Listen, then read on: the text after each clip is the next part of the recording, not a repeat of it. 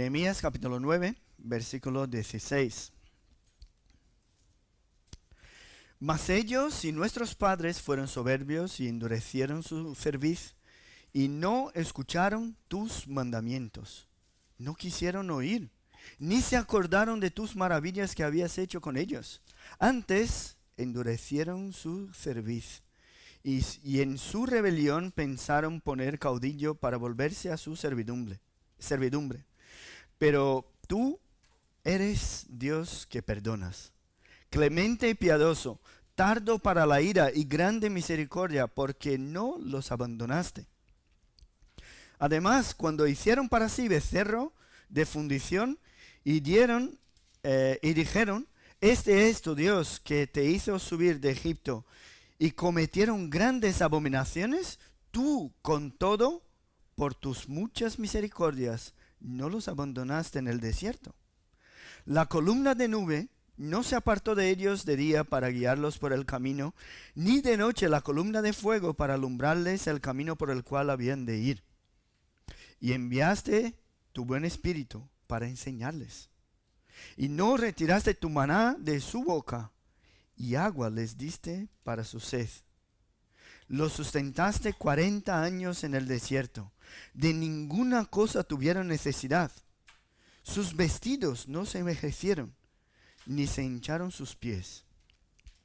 Y les diste reinos y pueblos, y los repartiste por distritos, y poseyeron la tierra de Sehón, la tierra del rey de Hesbón, y la tierra de Og, rey de Basán.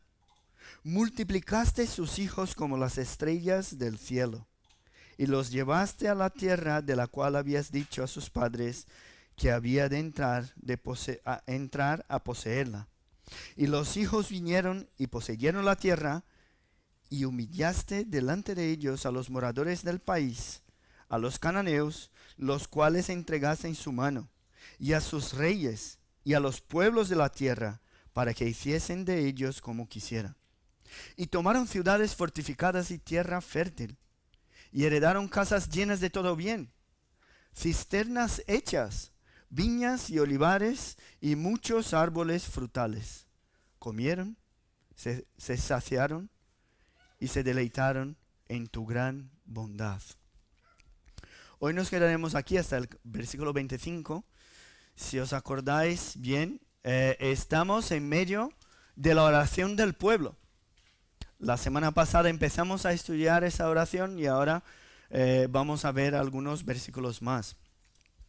No sé si conoces alguna religión que te dice que tienes que ser una buena persona, que tienes que hacer muy buenas obras, tienes que ayudar a los demás para que recibas el premio de la salvación. ¿Conoces alguna religión que es así?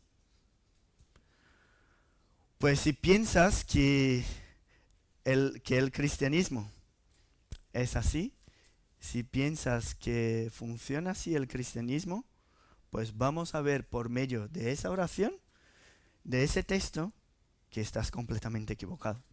No es así que funciona en el cristianismo. Vimos en las primeras palabras de esa oración que el énfasis de cada uno de los versículos, de los primeros versículos, está en lo que hizo Dios. No sé si os acordáis. Y nos planteamos allí una pregunta incluso muy común entre el mundo.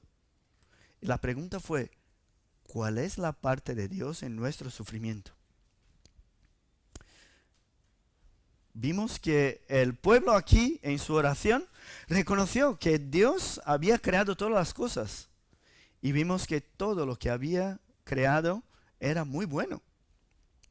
También vimos la semana pasada que Dios eligió para sí un pueblo. Empezando con una familia, la familia de Abraham. Su plan siempre ha sido alcanzar y bendecir a todos los pueblos del mundo. Pero ¿qué pasó? Su pueblo necesitó salvación en Egipto. ¿Y qué hizo Dios? Pues le salvó. Y el pueblo de Dios necesitaba no solamente la salvación, sino una dirección y también una provisión en el desierto. Y Dios les dio todo lo que necesitaban en los 40 años que se quedaron en el desierto. Y por eso llegamos a la conclusión que si queremos comprender nuestros problemas, lo primero que debemos hacer es reconocer los atributos y las obras de Dios. Eso es lo primero. Porque cuando nos damos cuenta de todo lo que ha hecho Dios, ya no hay formas de echarle la culpa. Queremos echarle la culpa, pero no hay formas de echarle la culpa de todo malo que pasa en el mundo. Pero a ver, si no es Dios el autor o quien tiene la culpa, entonces ¿qué ha pasado? ¿Por qué hay tanta maldad en el mundo? Si pensamos en esa reflexión y la aplicamos aquí en el contexto de Nehemías, el pueblo aquí está haciendo un análisis de la situación, de todo lo que había pasado. Está delante de los escombros de la ciudad, porque nos acordamos, ¿no? Ellos acaban de terminar el muro de allí de Jerusalén, pero la ciudad sigue llena de escombros. Está consciente de la oposición que hay en los enemigos que están alrededor del pueblo. Está consciente que están bajo el gobierno del rey de Persia, todavía. Y es bonito ver que nuestras oraciones revelan la relación que tenemos con Dios. Cuando analizamos nuestras oraciones, vemos cuál es la relación que tenemos con Dios. Ellas revelan nuestra fe, revelan la forma como vemos al mundo. Entonces, si antes ellos estaban solo mirando hacia Dios, reconociendo todo lo que había hecho, reconociendo sus atributos, en estos versículos, los que hemos leído hoy, la oración del pueblo cambia un poco la visión. Baja un poco la mirada. Y empiezan a ver todo lo que había pasado entre ellos. Ellos ya no tienen dudas de que Dios no tenía la culpa de sus problemas. Tampoco tienen dudas de que Dios ha interactuado con su pueblo a lo largo de la historia. Eso lo tienen claro. Por eso ahora los verbos que aparecen en nuestro texto intercalan entre tú, hablando de Dios, y ellos, refiriéndose al pueblo de Dios en el pasado. Ahora, si pensamos en nuestra vida, en todo lo que ha pasado con nosotros, en nuestra historia, ¿cuál es la sensación que te causa pensar en tus actitudes y en las actitudes de Dios? Pensando en ti, ¿no? En lo que ha pasado en tu vida. ¿Cuál es la sensación que te causa pensar en tus actitudes y en las actitudes de Dios? ¿Te ves a ti tan bueno, pero tan bueno, que todo lo que te pasa de malo es una injusticia? Hoy vamos a hablar de la bondad de Dios y su sabor agridulce. Y luego vamos a comprender por qué. Porque al mirar el texto aquí vemos que empieza con las palabras más ellos. O sea, aquí antes estábamos hablando de todo lo que hizo Dios. Y al empezar a hablar de ellos, habla por medio de un contraste. Más ellos. Y el primer detalle que vamos a ver es ese sabor agrio.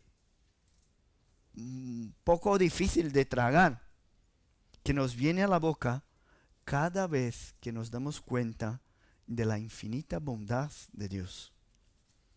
Ese sabor no tiene nada que ver con la persona de Dios, sino con nosotros mismos. Cuando reconocemos lo que Dios ha hecho por nosotros, vemos que lo hizo a pesar de nosotros. Dios es muy bueno con nosotros, pero a pesar de nosotros. A pesar de toda la rebelión del hombre, Dios ha decidido seguir actuando con bondad hacia su pueblo. Y esta semana, leyendo un libro que hablaba de la providencia de Dios, el autor cita una parte del libro de Jonathan Edwards. No sé si habéis oído hablar de Jonathan Edwards. Donde en su libro habla de las 12 señales de un verdadero creyente. Y la sexta señal es esta. Mira lo que está allí en el libro de Jonathan Edwards. Los afectos de gracia van acompañados de humillación evangélica. Los afectos de gracia van acompañados de humillación evangélica. Y en nuestros tiempos que exaltamos al hombre y todo lo que somos, es un poco molesto, nos incomoda un poco la palabra humillación. Pero tenemos que darnos cuenta hoy de que ella no es incompatible con la alegría más intensa de la bondad de Dios, sino que debe formar parte de ella. Y el autor de ese libro habla de la providencia, cita algunas palabras de Jonathan Edwards. Dice lo siguiente: fijaos, aunque Cristo ha llevado nuestras tristezas y cargado nuestros dolores, de modo que estamos liberados del dolor, del castigo, y podemos alimentarnos incluso dulcemente de los consuelos que Cristo ha comprado para nosotros. Sin embargo, eso no impide que nuestra alimentación de estos consuelos vaya acompañada del dolor del arrepentimiento. Una alegría que viene con un dolor del arrepentimiento de todo lo que hemos hecho. Y para comprender un poco lo que cita ese autor, vamos a abrir ahí nuestras Biblias en el libro del profeta Ezequiel. Ezequiel capítulo 20, versículo 40. Dice así: pero en mi santo monte, en el alto monte de Israel, dice Jehová el Señor, allí me servirá toda la casa de Israel, toda ella en la tierra. Allí los aceptaré, y allí demandaré vuestras ofrendas, y las primicias de vuestros dones, con todas vuestras cosas consagradas. Atención, el versículo 41. Como incienso agradable os aceptaré, cuando os haya sacado de entre los pueblos, y os haya congregado de entre las tierras en que estáis esparcidos. Y seré santificado en vosotros a los ojos de las naciones. Y sigue el texto. 42. Y sabréis que yo soy Jehová cuando os haya traído a la tierra de Israel, la tierra por la cual alcé mi mano jurando que la daría a vuestros padres. Y el versículo 43, mira lo que dice: allí os acordaréis de vuestros caminos, de todos vuestros hechos en que os contaminasteis, y os aborreceréis a vosotros mismos a causa de todos vuestros pecados que cometisteis. Y sabréis que yo soy Jehová cuando haga con vosotros por amor de mi nombre, diciendo el Señor, no según vuestros malos caminos, ni según vuestras perversas obras, oh casa de Israel, dice Jehová el Señor. No sé si nos damos cuenta de lo que dice ese texto. El profeta Ezequiel, que falleció por lo menos 115 años antes de la reconstrucción de los muros de allí, de Jerusalén, con Nehemías, y esa profecía que hemos leído ahora habla justo del momento en que se acordarían de sus malos caminos, se aborrecerían por los pecados cometidos en el pasado, porque ahora se dieron cuenta de que Dios les rescató, y eso es verdad, pero les estaba restaurando a pesar de ellos. No por causa de ellos, a pesar de ellos.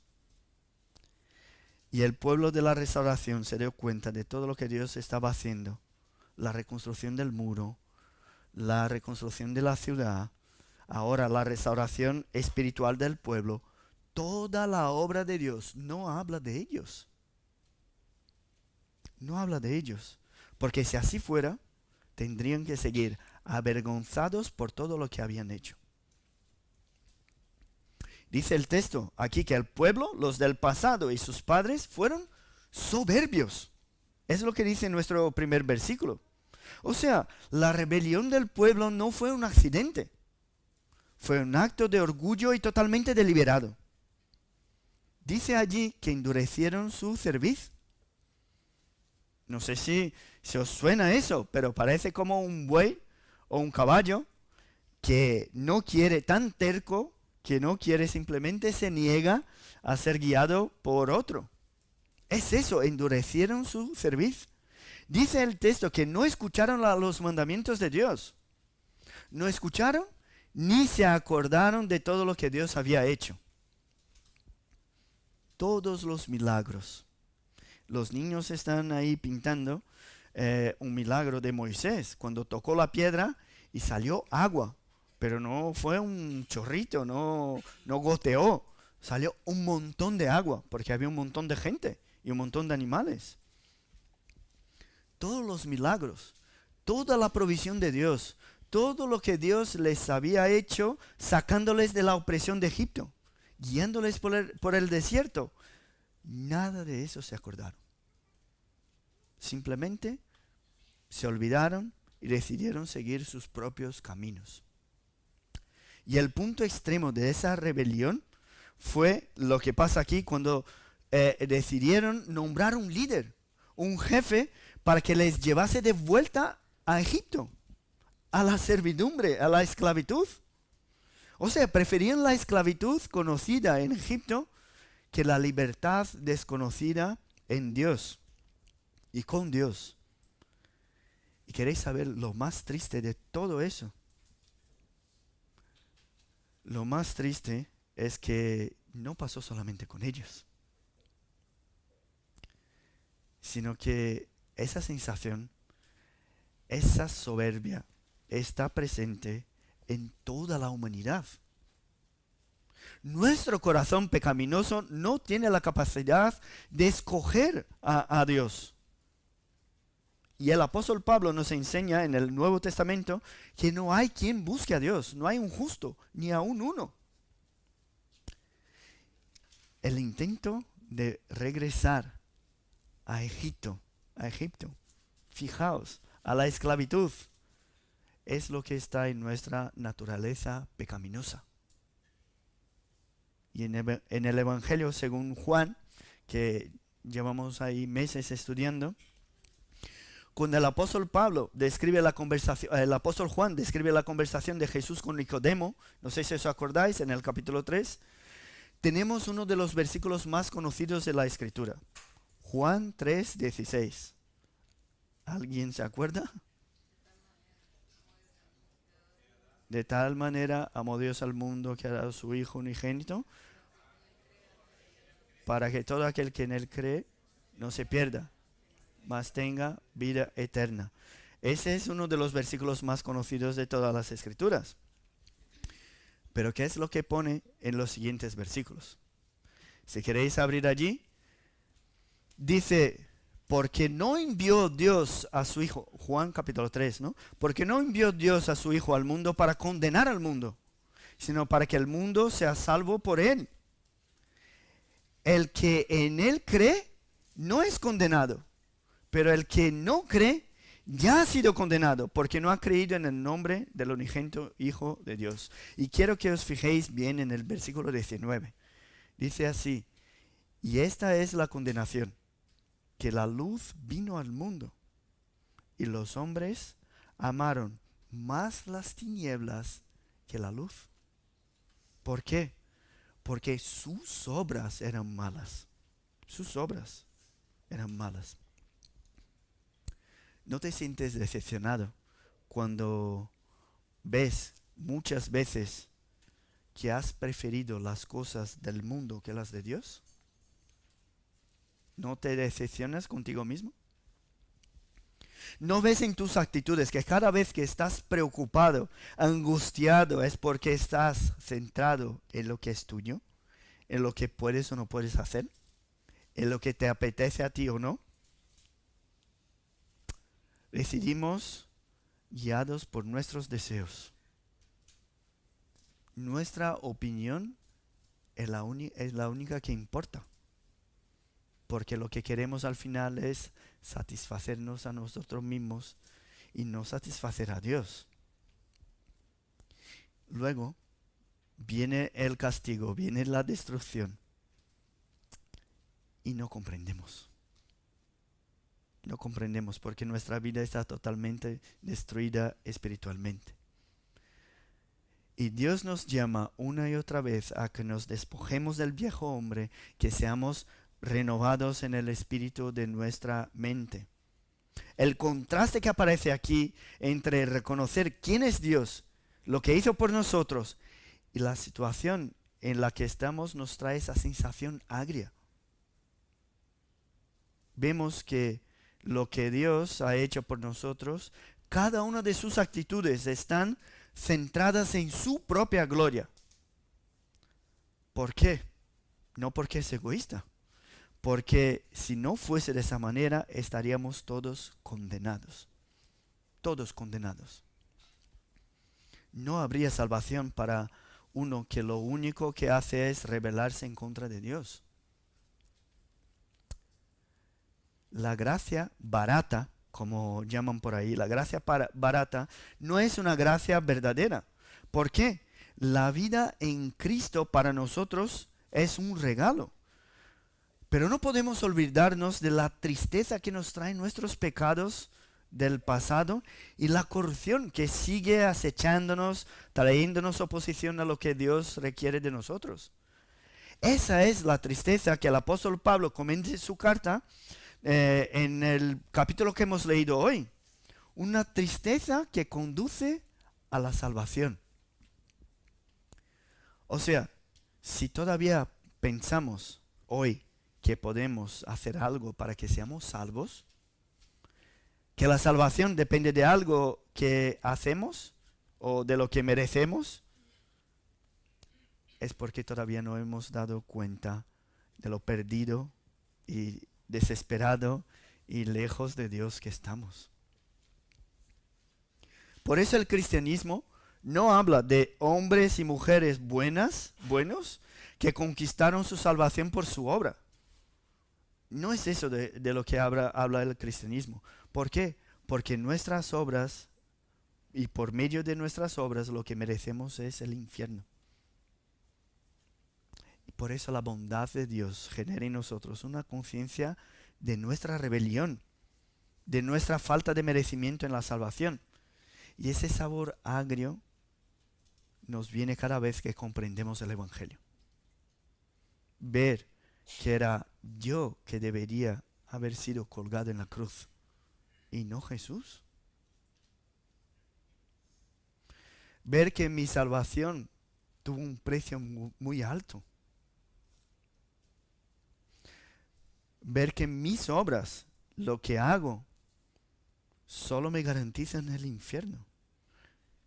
Y aún así, ver que Dios derramó la sangre de su Hijo unigénito para perdonarme de mis pecados,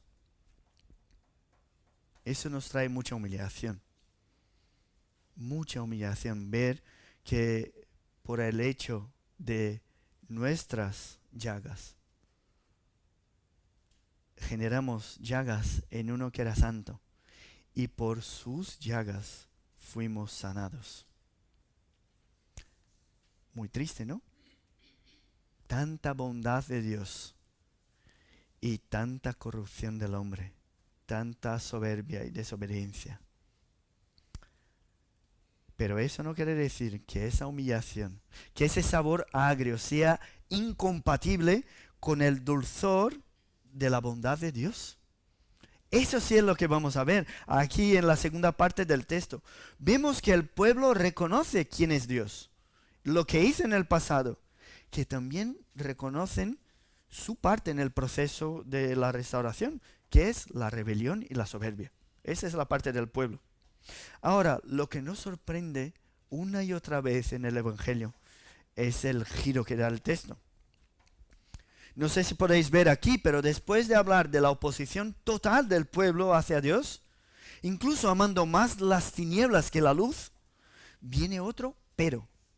En la mitad del versículo 17, fijaos allí, dice, pero tú eres Dios que perdonas, clemente y piadoso, tardo para la ira, grande en misericordia, porque no los abandonaste.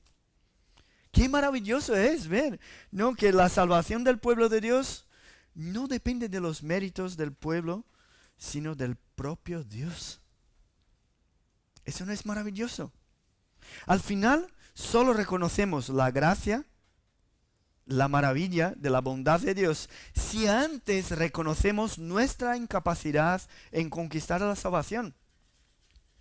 Y aquí quiero citar una vez más el libro de Jonathan Edwards, cuando dijo el siguiente: todos los afectos de gracia, que son un dulce olor para Cristo, que llenan el alma de un cristiano con una dulzura y una fragancia celestiales, son afectos de un corazón quebrantado. Un amor verdaderamente cristiano, ya sea hacia Dios o hacia los hombres, es un amor humilde de corazón quebrantado. Dice Jonathan Edwards en sus palabras: los deseos de los santos, por muy sinceros que sean, son deseos humildes. Su esperanza es una esperanza humilde. Su gozo, un gozo humilde y de corazón quebrantado. Y deja al cristiano más pobre de espíritu y más parecido a un niño pequeño y más dispuesto a un comportamiento humilde en todas sus interacciones. ¿Podéis reconocer la humildad que debe tener en uno que reconoce la bondad de Dios y su incapacidad en obedecer? Cuando reconozco que Dios me ha salvado por el puro afecto de su voluntad, eso me hace comprender mi estado pecaminoso y la bondad maravillosa e inmerecida en el sacrificio de su Hijo Jesucristo por mí. O sea, mi alegría no está en lo que he logrado por mis fuerzas o por mis obras, sino que mi alegría debe estar en la fidelidad de Dios con su propia voluntad. Él hace su nombre grande cuando salva a un pecador como tú y como yo. Así que si buscamos en el cristianismo una autoexaltación, por supuesto que aquí no vamos a encontrar.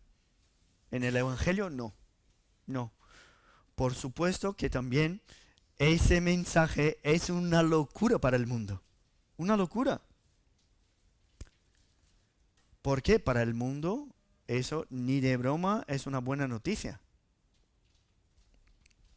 Pero es importante reconocer que el gozo en Dios está en hacer su nombre grande y no el nuestro.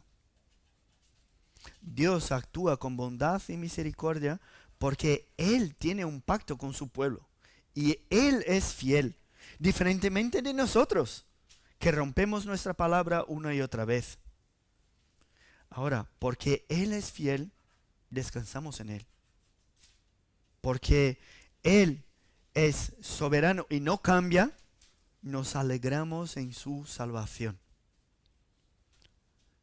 Vemos aquí que todo lo que hizo para restaurar a su pueblo fue por la fidelidad que tenía a su pacto. Y el punto central de esa segunda parte está en el versículo 23, que dice así, 23 del capítulo 9 de Nehemías, dice así: multiplicaste sus hijos como las estrellas del cielo y los llevaste a la tierra de la cual, fijaos, de la cual habías dicho a sus padres que habían de entrar a poseerla. Fijaos, cuando pensamos así, que Dios restaura a su pueblo por la fidelidad que tiene de su pacto, muchos van a decir otra vez, eso parece muy egoísta cuando Dios actúa de esa manera. ¿Por qué? Porque está centrado en su propia gloria. ¿Cómo puede ser? Pero hay un ejemplo en las Escrituras que a veces no nos damos cuenta, que es muy conocido, que es la parábola del hijo pródigo. Conocéis, ¿no? La parábola del hijo pródigo. ¿Qué pasó allí? El hijo menor, harto de su padre, de su familia, de su condición, le pidió a su padre, que todavía seguía vivo, y le dijo: oye padre, papá, dame mi parte de mi herencia, que me voy, me marcho. ¿Qué el padre hizo? Le dio su parte de su herencia. ¿Qué hizo el hijo menor? Se fue por el mundo, a una tierra lejana. Gastó con todos los placeres que quiso. Todos. Disfrutó a tope de todo lo que tenía en sus manos. ¿Pero qué pasó después de un tiempo? Pues el dinero se acabó. ¿Qué tuvo que hacer? Pues trabajar ¿Con qué trabajaba? Cuidando a cerdos, que era una tarea terrible para un hebreo, un judío. No solamente cuidaba y trataba a los cerdos, sino que se alimentaba de su comida. Ahora, os pregunto, ¿qué clase de mérito tenía ese hijo pequeño que desperdició toda su herencia con su padre vivo? ¿Qué clase de mérito tenía ese hijo para regresar a su casa y pedirle algo a su padre? ¿Cuál es la clase de mérito que tenía él? Pues ninguno. Él no tenía ningún derecho más. Ya había cogido su herencia. Había perdido el cargo, el título de hijo. Abrió mano de su título. Ahora, ¿qué es lo que le garantizó un regreso a su casa? Él se arrepintió. Se humilló. Y su padre fue misericordioso. Un gozo. Sí, un gozo. Pero un gozo humilde. Porque él sabía que no tenía ningún derecho en el título de hijo. Fijaos entonces con esa idea en los detalles de ese texto. Después de hablar de la soberbia del pueblo, de su desobediencia, de la locura que pensaron en regresar a la esclavitud en Egipto, viene la actitud de Dios. Dice, pero tú eres Dios que perdonas, clemente y piadoso, tardo para la ira, grande misericordia, porque no los abandonaste. Y el texto sigue, si seguimos ahí en el versículo 18, enseñándonos el contraste entre la rebelión del pueblo y la misericordia de Dios. Dice así el 18. Además, cuando hicieron para sí becerros de fundición y dijeron, este es tu Dios que te hizo subir de Egipto, y cometieron grandes abominaciones, esa es la parte del pueblo. Tú, hablando con Dios, tú, con todo, por tus muchas misericordias, no los abandonaste en el desierto. ¿Podéis ver el contraste? La columna de nube no se apartó de ellos de día para guiarlos por el camino, ni de noche la columna de fuego para alumbrarles el camino por el cual habían de ir. Vamos viendo allí lo que Dios hacía por ellos. Enviaste tu buen espíritu para enseñarles y no retiraste tu maná de su boca. Y agua les diste para su sed. Los sustentaste 40 años en el desierto y de ninguna cosa tuvieron necesidad. Sus vestidos no se envejecieron ni se hincharon sus pies. Eso fue lo que hizo Dios después de toda la rebelión del pueblo. Y eso es lo que vemos a lo largo de toda la historia de la revelación. Lo que vemos es un pueblo rebelde y desobediente, mientras Dios es fiel y misericordioso. Hace lo que hace, no porque el pueblo merece algún favor suyo. Hace lo que hace para su propia gloria, porque Él es fiel a su palabra. Incluso su preocupación con su pueblo es tan grande que Él avisó de que después de todas las conquistas, esas conquistas les podían cegar los ojos y traerles problemas. Les avisó antes. Y es importante comprender quién es Dios y quién somos nosotros. Por eso vamos a insistir en conocer el Antiguo Testamento para ver todo lo que hizo Dios. Vamos a abrir ahí en Deuteronomio 6.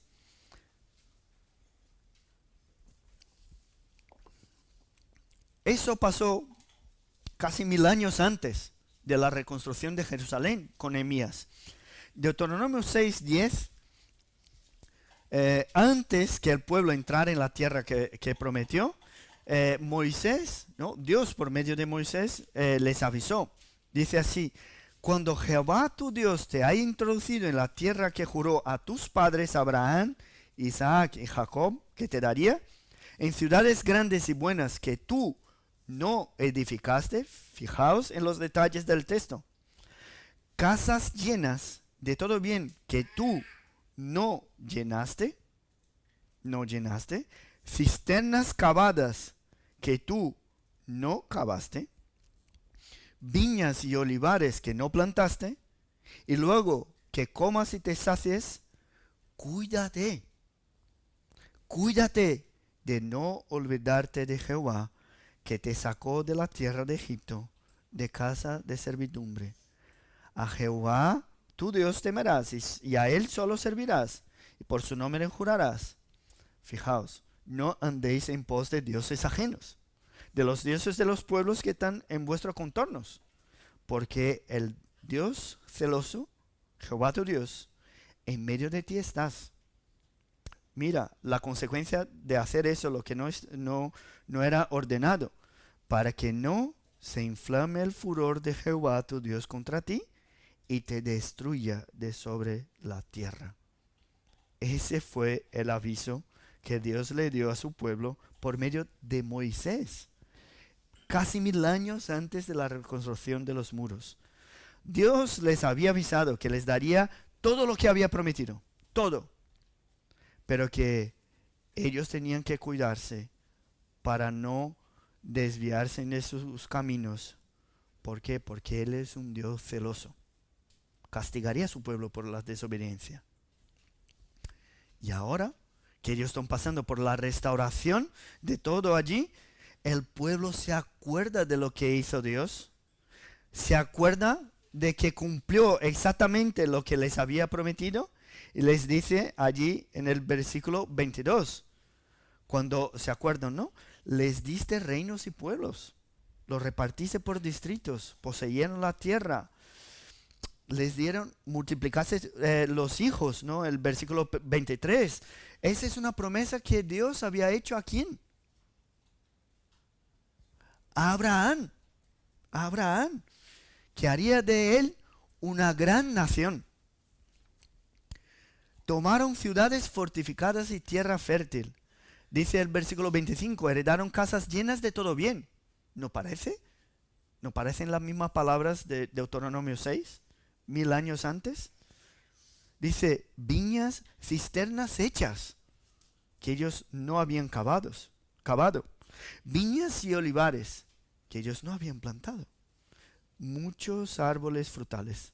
Y dice, comieron, se saciaron, se deleitaron en tu gran bondad. ¿Qué diferencia? A pesar de toda la insumisión que vemos en el desierto, aún así Dios cumplió su promesa. Dios les dio la tierra prometida, les dio muchos hijos, les dio cisternas que ellos no habían cavado.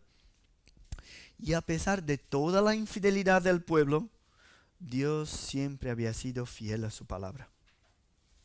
O sea, el gozo del pueblo de Dios debe estar en el propio Dios. Él es fiel. No en lo que Él nos da, no en lo que Él nos ofrece, no en lo que pienso tener o que debo tener o no, sino solamente en Él, en su persona, en su obra, en su fidelidad. Porque si nos centramos en lo que hizo el hombre, ahí sí vamos a ver que hay una injusticia. ¿Cuál es la injusticia? Si estamos aquí centrados en lo que hizo el hombre, el pueblo no merecía lo que recibió. Eso es injusto. El pueblo merecía el total abandono de Dios.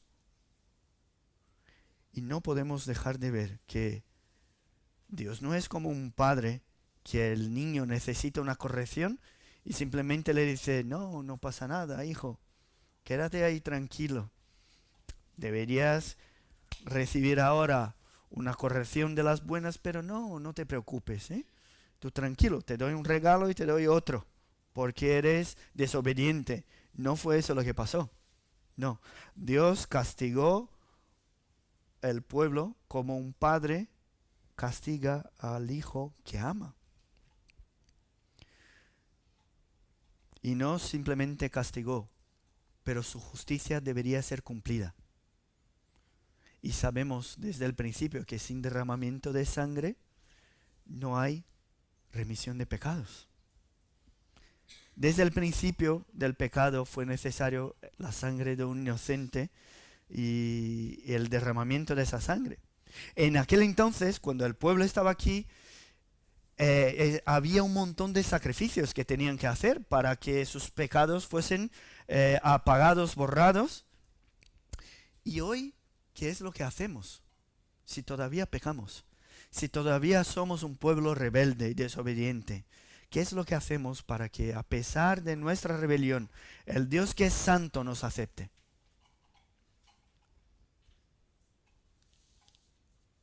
Estamos pensando, ¿no? Podéis ver, salimos de una situación de echar la culpa a Dios por nuestro sufrimiento y ahora llegamos a la duda de cómo es posible que Dios acepte a ese pueblo después de tanta desobediencia. O sea, la vuelta fue completa. La gran injusticia no es el sufrimiento, pues eso forma parte de las consecuencias de nuestros pecados.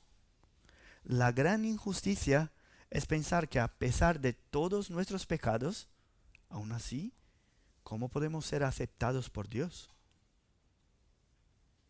Y el apóstol Pablo, en el Nuevo Testamento, nos describe claramente esa gran bondad de la siguiente manera.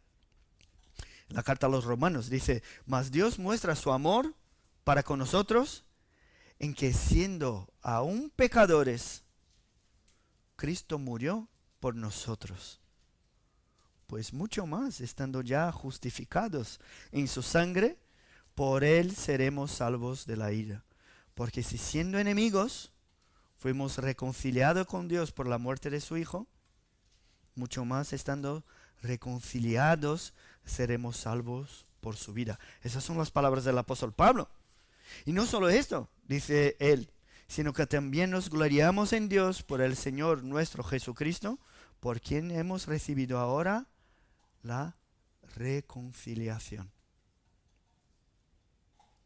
Cuando Dios castiga a su pueblo allí en Babilonia, después de tanta rebelión, Él revela de manera parcial que todo lo que Él había prometido se cumplió allí de manera parcial, pero se cumpliría de manera completa en Cristo. Nuestra rebelión es claramente reconocida en la rebelión del pueblo en el Antiguo Testamento. Somos iguales. Y la asombrosa gracia de Dios ahora no es visible en el rescate de Babilonia o el rescate de Egipto. Es visible en la cruz de Cristo. Es allí en la cruz donde vemos el encuentro de nuestros pecados y de la fidelidad de Dios. Eso es lo que significa la cruz. Y nosotros nos gloriamos en la cruz porque ella nos salvó de la ira de Dios. ¿Por qué? Porque su ira fue clavada en su Hijo, Jesucristo. Y así es el sabor dulce del perdón, de la misericordia, de la bondad que se mezcla al sabor agrio de nuestros pecados. Lo que vemos aquí es la oración de un pueblo que ha sido restaurado por la gran bondad de Dios. Sí. Y esa restauración que fue parcial allí, se cumple completamente en Cristo, en la cruz. Ellos recibieron la tierra prometida, que manaba leche y miel. Pero nosotros anhelamos morar con Cristo en la Nueva Jerusalén.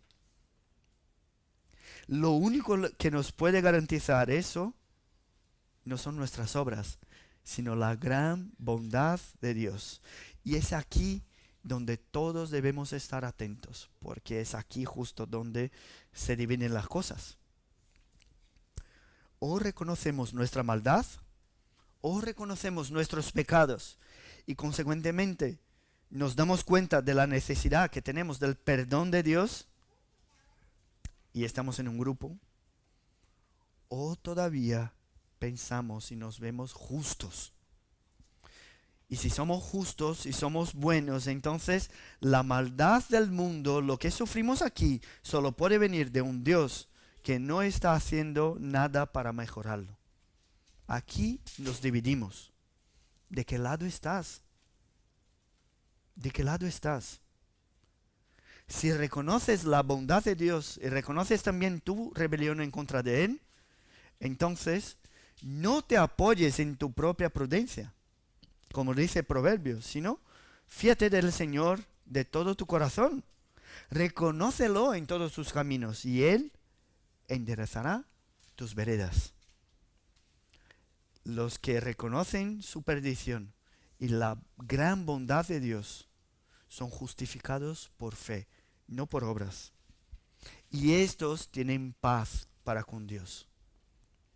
Ahora, si todavía piensas que el mundo está así porque Dios no está haciendo su parte, y que eres una buena persona, que no tiene pecados o no tantos, y por eso mereces irte al cielo, hoy quiero que te veas reflejado en las actitudes de ese pueblo del texto de Nehemías. Ese pueblo soberbio y rebelde. Y lo que pedimos hoy a Dios es que todos nosotros salgamos de aquí reconociendo que el cristianismo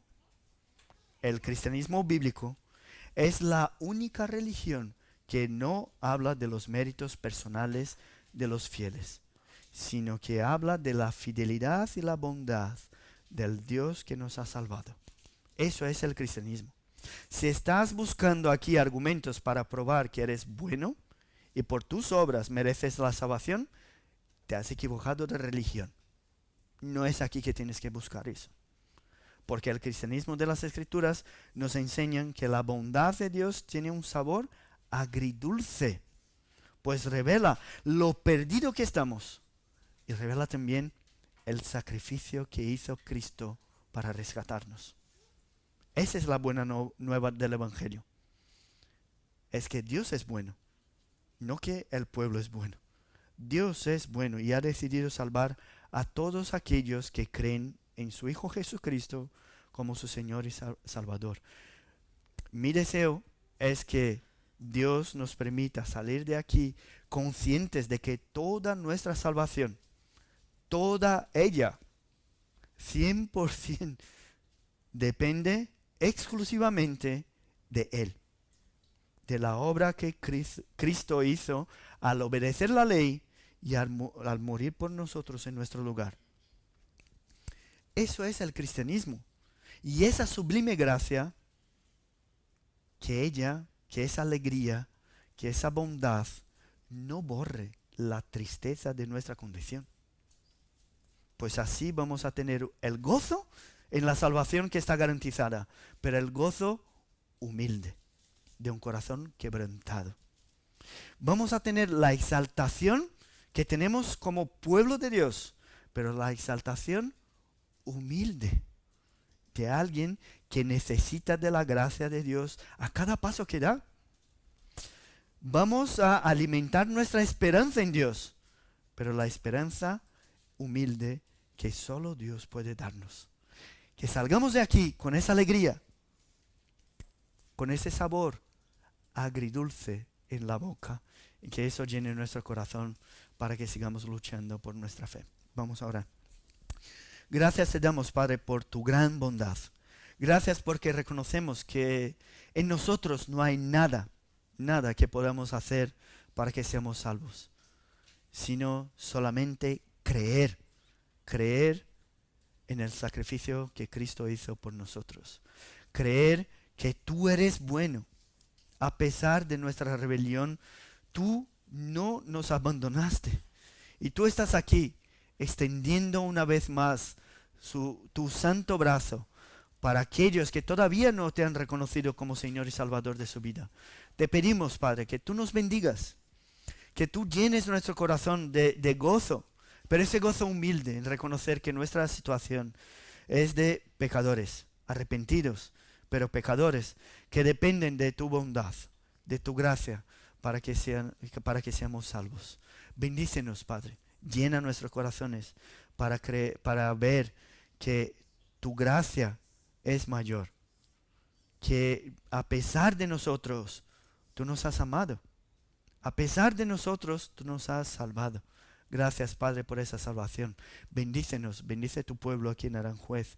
Que salgamos de aquí animados con este mensaje y que podamos compartir esa buena nueva. No de que somos buenos, sino que tenemos un Dios que es bueno. Gracias por todo. En el nombre de Jesús que oramos. Amén.